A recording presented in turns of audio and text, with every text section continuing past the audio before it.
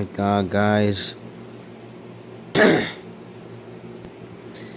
If you thought the snow was gone for good in Wisconsin, it is coming back tonight and Tuesday and ending 3 or 4 in the morning Wednesday night.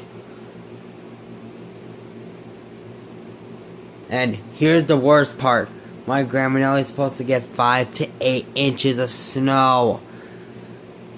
And we're only supposed to get either 3 to 5 or 1 to 3. I hope it's 1 to 3. You know, and I'm going back to school tomorrow. This is my last day of spring break. And I'm just mad that the snow, that's going to be snowing on Monday, Tuesday, and Wednesday. Basically Monday and Tuesday it is, but all Monday long it's been sunny and cloudy.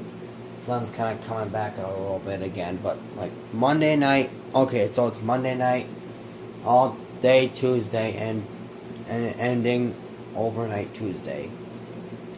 So that's the video. Bye.